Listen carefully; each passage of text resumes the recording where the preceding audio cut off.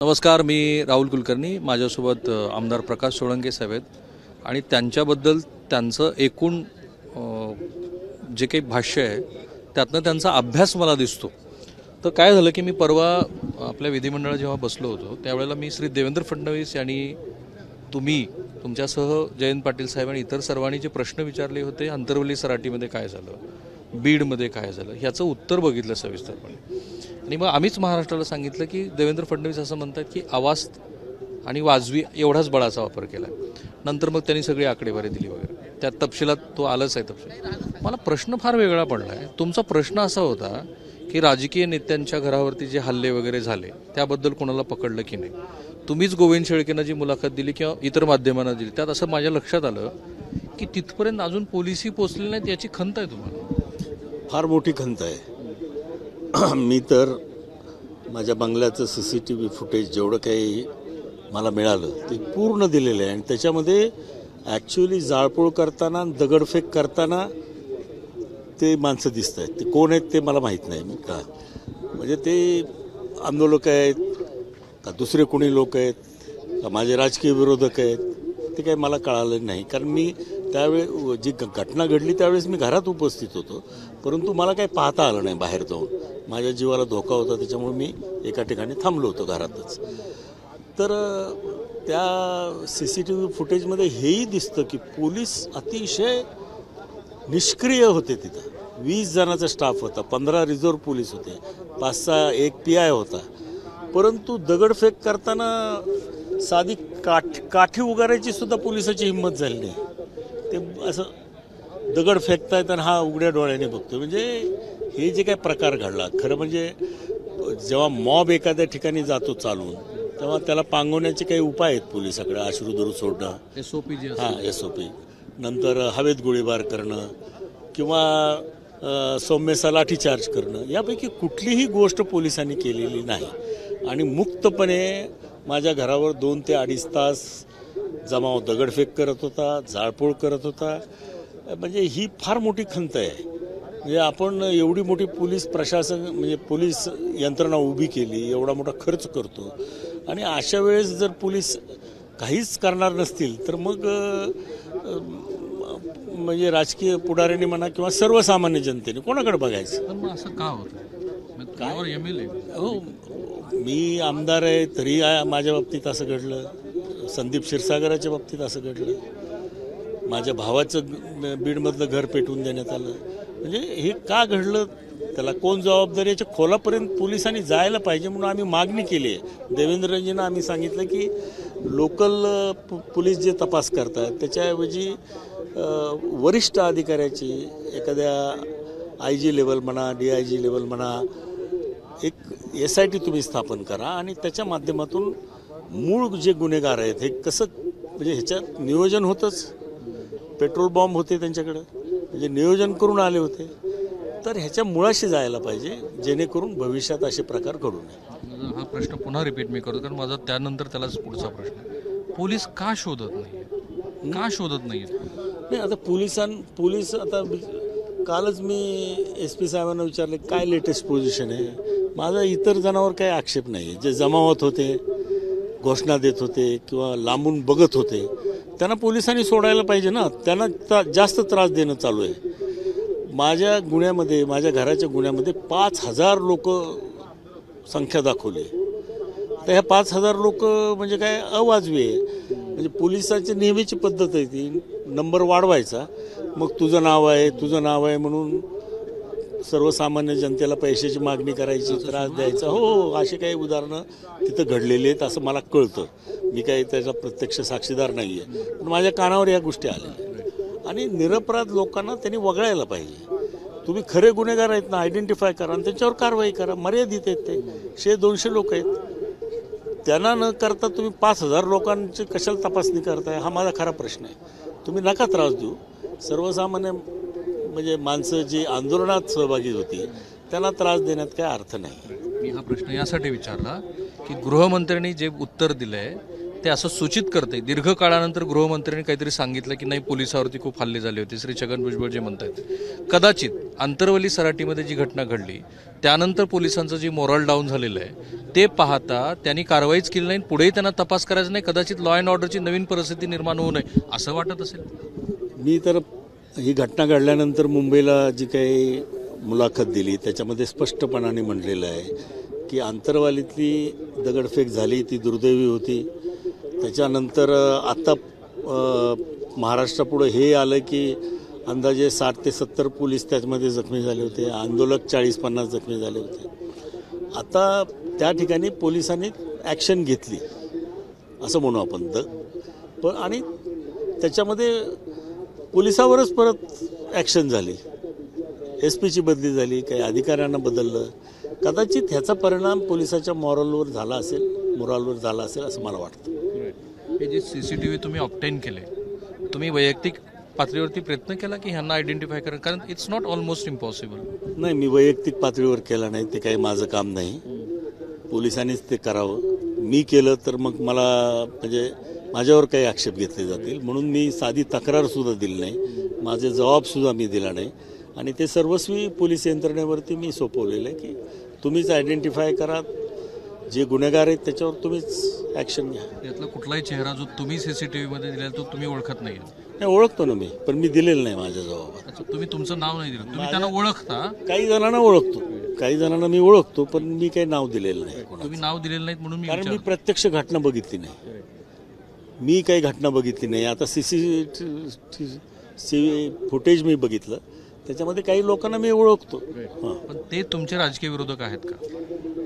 राजकीय विरोधक आहेत, काही काळा बाजार करणारे आहेत, काही धान्याचा काळा बाजार, रेतीचा अवैध धंदे, हे सगळं मिक्सर आहे त्याच्यात, त्या मॉबमध्ये. असे सगळे दुखावलेले कुठं ना कुठं लोक असतील. रेतीचा काळा बाजार करणारे, धान्याचा काळा बाजार करणारे, जे की अंतरवली सराटीत एक जणांकडे पिस्तूल पण आहे असं नंतर पोलिसांनी दाखवलं. त्याच्याबद्दल काही मला माहिती नाही, परंतु माझ्याकडं जी घटना घडली, बरं काय माझ्या घरावरच हल्ला झाला नाही त्या दिवशी माजलगावमध्ये. आम्ही एक गेल्या 50 वर्षापासून कॉलेज चालवतो, सुंदरराव सोळंके महाविद्यालय त्याचं नामकरण केलं आहे. तिथं जाऊन गोंधळ केला लोक. काय कॉलेज काय, आता कॉलेजचं काय कोणाचं घेणं देणं आहे? तिथं तुमची मुलं शिकतात, मुली शिकतात, त्या ठिकाणी नुकसान. आमची एक पतसंस्था आहे त्याच्यावर दगडफेक, नगर परिषदेचं ऑफिस आहे ते जाळून टाकलं, पंचायत समितीमध्ये जाळपोळ करायला गेले. म्हणजे त्यांना नेमकं करायचं काय होतं आणि कशामुळं करायचं होतं हे काही मला समजलं नाही. आता हा विषय थोडा बाजूला ठेवूया आपण, आता थोडं रॅशनल मुद्द्याकडे जाऊया. मी तुमची ती पहिली क्लिप पण ऐकली, तसं मला विचाराल तर त्यात तुम्ही जी घेतलेली भूमिका आहे ती रॅशनल भूमिका आहे. नंतर बऱ्याच मराठा सेवा संघातल्या संभाजी ब्रिगेडशी संबंधित असलेल्या मंडळींनी पण हीच भूमिका मांडली होती. आज तुम्हाला वाटतं की ते जे म्हणालो ते योग्यच होतं? नाही, त्यातनं एक शब्द माझ्याकडनं चुकीचा घडला. वैयक्तिक मनोज जरांगे हे खूप मोठे नेते झालेत असं मी म्हटलं, आणि ते खरं आहे, त्यात काही चुकीचं नाही आहे. आज महाराष्ट्रातल्या मराठा समाजाच्या मनावरती त्यांचं नेतृत्व ठाम आहे.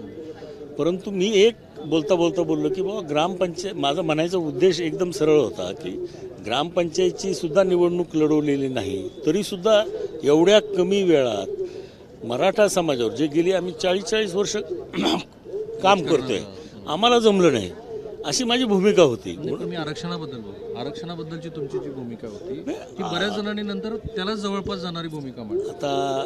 आता आरक्षण आता भावनेचा प्रश्न झाला आहे. रॅशनल चर्चा करायची ही वेळ नाही. याचा निर्णय होऊ द्या. नंतरच्या काळामध्ये कधी ना कधी आरक्षणाच्या मुळं काय फायदा होणार आहे आणि तोटा होणार आहे याच्यावर आपण चर्चा करू. आत्ताही काही वेळ आहे असं मला वाटत नाही, कारण आपण अशी काही उलटसुलट चर्चा केली तर मग त्याच्यातून मी आरक्षण विरोधीच आहे असं काहीतरी होईल. त्याच्यामुळे मला ही काही वेळ प्रॉपर वाटत नाही. योग्य वेळेला काही कालावधी, आता जी सरकारचं काय आरक्षणाबाबत निर्णय घेते ते पण अजून बघायचं आहे आपल्याला. पण एक गोष्ट नक्की आहे की नोंदीच्या बाबतीमध्ये आज सरकारने 63 वर्ष झालं महाराष्ट्र राज्याच्या निर्मितीला, बरोबर आहे. 63 वर्षानंतर आजपर्यंतच्या कुठल्याही सरकारने ह्या नोंदी तपासायचा निर्णय घेतला नव्हता, तो शिंदे सरकारने घेतला. त्याला कारणीभूत जरांगे पाटील आहेत, त्यांनी ती मागणी केली आणि आज महाराष्ट्रातल्या सगळ्यांना मग ज्यांच्या नोंदी आहेत त्यांना तर मिळायलाच पाहिजे ना. त्यांनी काय कोणाचं घोडं मारले. भुजबळ साहेबांचा आक्षेप असा की त्यामुळे मराठा कुठं राहील, तो सगळाच ओबीसी होऊन जाईल. मराठा हा नाही आहे, हा कुणबीचं प्रमाणपत्र मिळण्याचा प्रश्न आहे. ज्यांच्या नोंदी आहेत कुणबी म्हणून त्यांना तुम्ही मराठा का करता? ते कुणबी आहेत, त्यांना प्रमाणपत्र दिलं पाहिजे. आता तो एक फार मोठा विजय असं मी मानतो. आता आणखीन कुठल्या मार्गाने सरकार आरक्षण देतं हे खरं म्हणजे आमदार असूनही आम्हाला काही कळत नाही, माहिती नाही. सरकार देतं. मला असं वाटतं की हे तिघही लोक अतिशय प्रामाणिकपणानं मराठा आरक्षण देतील असं मला वाटतं. माझं जे काय असेसमेंट आहे ते देतील. जेव्हा देतील ते कशा पद्धतीचं आहे आणि ते कसं टिकवायचं ही सरकारची जबाबदारी आहे. परत आत्ता वेळेस 2 वेळा गेलं पण ते टिकलं नाही. आता तिसऱ्या वेळेस इजा तिजा करून चालणार नाही. ते टिकणारच आरक्षण सरकारला द्यावं लागेल. अजित पवार म्हणाले तसं अलीकडे घडलेल्या काही घटना बघता त्याचा पुन्हा पुनरुल्लेख नको आपण. 2 समाजामध्ये तेढ निर्माण होईल, सामाजिक जो आपली सौहार्दाचं वातावरण आहे तेही कुठेतरी बिघडत जाईल असं तुम्हाला वाटतं? हो, त्या दृष्टीनं म्हणजे राजकीय सामाजिक क्षेत्रातल्या सर्वांनी प्रयत्न करणं गरजेचं आहे. आमचे एक सहकारी आहेत बाबूरावजी पोटभरे, त्यांनी कालच माजलगावला मराठा आरक्षण च्या संबंधात सर्व समाज घटकाला म्हणजे त्यात ओबीसी आले, त्याच्यामध्ये मुस्लिम बांधव आले, त्याच्यामध्ये मराठा समाजाची माणसं आली, मागासवर्गीय आले, यांचा एकत्रित मेळावा घेतला. आणि खरं आरक्षणाची गरज गोरगरीब जनतेला आहे, कुठल्याही समाजाची असो, मुस्लिम समाजाची असो, मराठा समाजाची. आर्थिक निकषावर दिलं पाहिजे. आता ते तर फार प्रभावी म्हणजे सगळीच आरक्षणं रद्द करून फक्त आर्थिक निकषावर जर 60% आज आरक्षण दिलं तर बरेच प्रश्न कमी होतील. पण ते आता करणं कितपत शक्य आहे सरकारला ते काय मला कळत नाही. परंतु कधी ना कधी त्याचाही विचार आपल्याला करावा लागणार आहे. आपला मुद्दा राहिला महाराष्ट्रातली सामाजिक परिस्थिती. तर ते सामाजिक परिस्थिती बिघडू न देण्याची जबाबदारी सर्वांची आहे. सर्वांनी प्रयत्न करावेत, गावागावात हे प्रयत्न झाले पाहिजेत तर सामाजिक लोकांना खूप मोठी अस्वस्थता आहे. मराठा समाजामध्ये अस्वस्थता आहे आरक्षण मिळावं म्हणून. इतर समाजामध्ये अस्वस्थता आहे आपलं आरक्षण हिरावून जातं की काय, त्याच्यामुळं आहे अस्वस्थता आहे, कबूल केलं पाहिजे. तुम्ही मनोज जरांगे यांना म्हणालात की माझं नाव जाहीर सभामधनं घेऊ नका, कशासाठी? मी त्यांना एवढंच म्हटलं की प्रत्येक राजकारणाला विरोधक असतात. आता आमच्या राजकीय विरोधकांनी त्यांच्याकडे जायचं, काहीतरी तक्रारी करायच्या आणि त्यांनी बोलावं हे काय. म्हणून मी त्यांना विनंती केली होती की बाबा तुम्ही खातरजमा करा, माझी बाजू पण मला विचारा, म्हणून मी विनंती केली होती, बाकी काही कारण नव्हतं. राजकीय विरोधक त्याचा गैरफायदा घेऊ नये म्हणून मी त्यांना विनंती केली. ही घटना घडल्यानंतर तुम्हाला शांतपणे झोप लागते ना? Are you disturb? नाही आहे, म्हणजे शांतपणे झोप लागते असं म्हणणं चुकीचं ठरेल. म्हणजे निश्चितपणानं आहे, मनाची घालमेल आहे.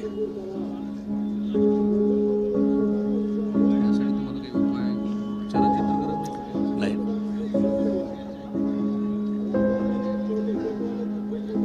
अजून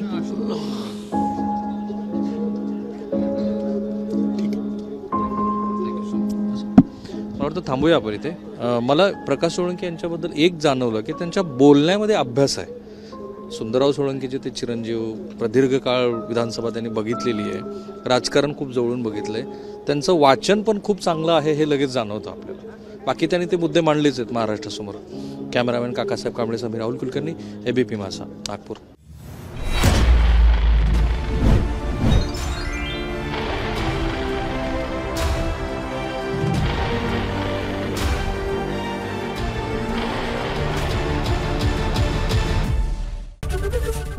एबीपी माझा, उघडा डोळे बघा नीट.